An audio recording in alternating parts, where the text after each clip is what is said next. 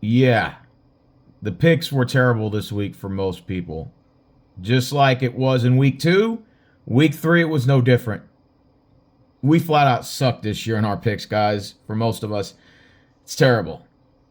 For those of you that went 11-5 or 10-6, which is a very small percentage of you, consider yourselves lucky. But some of you guys went as low as 4-12. Um, yeah, the records as you can see are not really that good. I mean, there's some divisions barely even broke even at 500. Just terrible, terrible picks, man. If you went 8-8, consider yourself lucky. I mean, you're just right in the middle, I guess. But yeah, it's pretty bad. I mean, Travis went 10-6, and of course, Greg went 11-5. Only two double-digit winners in that first column right there. New York Joe, another one. That's three. Joby, that's four. Barely breaking even at 10-6. Wow. I mean, you got, of course, BJM and Jesus. Shout out to them. That's six right there. Maybe seven. I'm not miscounted. Dante right there at seven. Yeah, the records were pretty bad, guys. I'm not going to lie to you. Maybe this week, maybe a little bit better. I don't even think we had 10 people that went double digit wins this week. I mean, give a shout out to Kristen and Tara as well for going 11-5. I mean, 11-5 was the best. So I guess that's a good week in a terrible week, right? I mean, if you can go at least 9-7 or better, even 8-8, I mean, I guess you kind of stay afloat. But Jesus Christ, the records were terrible this week. I mean, they were just god awful. But I mean, as the standings break, you know, the records are still pretty close for most people. I mean, we're still in a doggy dog fight, week 3 of this long marathon in the NFL season. And, you know, again, it's just another week of picks that we have to get through, right? And we have to just continue to make them. And, you know, you're going to see a bunch of flip-flopping back and forth and who's going to take whose spot and who's going to do what and blah, blah, blah, blah, blah. This week also, the games are going to be pretty hard. I mean, I looked at the schedule and I'm like, God damn, it doesn't get any easier for us, right?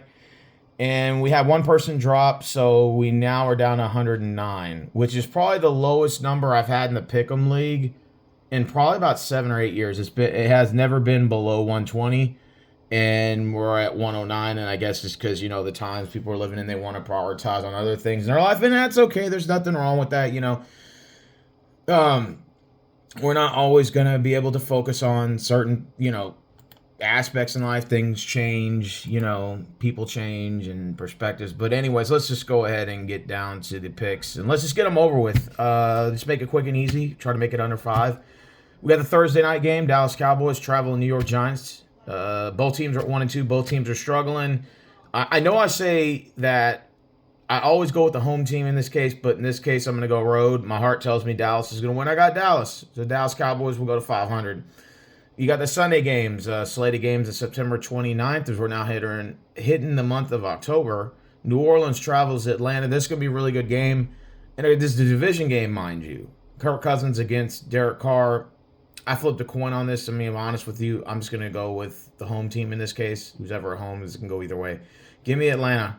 Cincinnati travels to Carolina, and I know Carolina will look terrible, but did they look good in that win against the Raiders? But is that just one game? Are the Bengals due for a win? I don't really know. Even though my gut tells me, or my heart tells me, Bengals are going to win, I'm going to go against the grain. I'm going to go with Carolina to win at home. The LA Rams travel to Chicago Bears. This game go either way. Both teams are 1-2. I'm going to go ahead and ride with the Bears at home. I think they'll get it together. Minnesota at Green Bay. This could be a good game. Tough divisional game, right? And Sam Darnold looks good. And I'm going to go with Green Bay Packers at home to get the win. They'll both go to 3-1. Jaguars at Houston. This also, I mean, it's a division game. Could be a trap game. But I think Texans find a way to get it together. Jacksonville hadn't won a game, I think, since like week 14 of last year or something like that. They're like on a 10-game losing streak or something like that. Give me the Texans to win at home. Pittsburgh travels to Indy. Steelers are 3-0. They look very impressive. The Colts are also at 1-2, trying to get their shit together.